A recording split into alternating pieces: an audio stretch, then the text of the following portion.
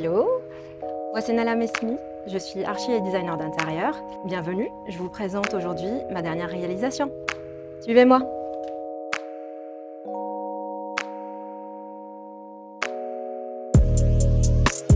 Ici, j'ai transformé une maison nantaise en un lieu de travail pour une équipe de 10 collaborateurs passionnés d'automobile.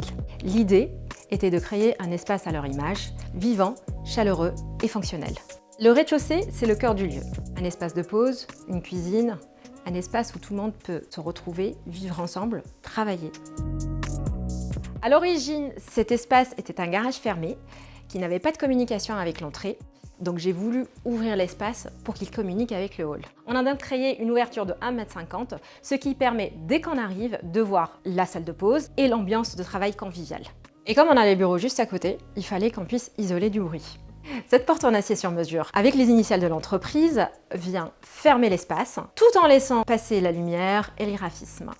Alors, tout le monde me pose la question, pourquoi un plafond miroir? En fait, c'est né d'une contrainte technique, la hauteur sous plafond est de 2,20 m, donc impossible d'en perdre davantage. Résultat, on garde la hauteur, on crée cet effet de profondeur un peu cinématographique. J'ai voulu créer une ambiance masculine, cocooning, de la brique, de l'acier, des couleurs chaudes. Le tout raconte l'univers de l'entreprise, industriel, élégant et plein de caractère.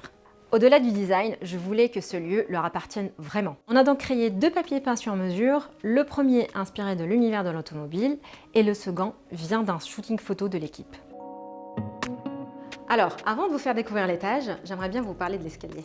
L'escalier a été entièrement rénové. C'est un peu la transition entre le rez-de-chaussée et l'étage. Le claustre à bois monte jusqu'en haut, il accompagne la montée et met en valeur la hauteur sous plafond.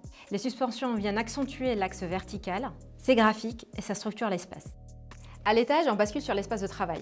Ici, on est sur un open space calme, lumineux, dédié à la concentration et au travail collaboratif. Moquette au sol, bois, volume découpé. L'objectif était de réduire la réverbération et garder une atmosphère douce et efficace. De ce côté, on est sur 3 bureaux fermés. Anciennement, c'était des chambres et on a repensé entièrement la circulation. On a ajouté des vitrages pour garder la transparence et la communication visuelle entre les espaces. Et dans la modification des circulations, on a récupéré cette petite alcôve pour créer un petit coin café à l'étage. Ah, oups, désolée. Mais quand même, j'aimerais bien vous faire visiter les toilettes, parce qu'il y a quand même des choses à voir ici aussi. Allez, suivez-moi. On a même poussé la créativité jusqu'au sanitaire. Une ambiance décalée, presque cabinet de curiosité. Et un clin d'œil pour l'équipe sur le papier peint au plafond. Voilà pour cette réalisation qui j'espère vous a plu. Merci d'avoir suivi la visite et à la prochaine fois pour un nouveau projet. Bye!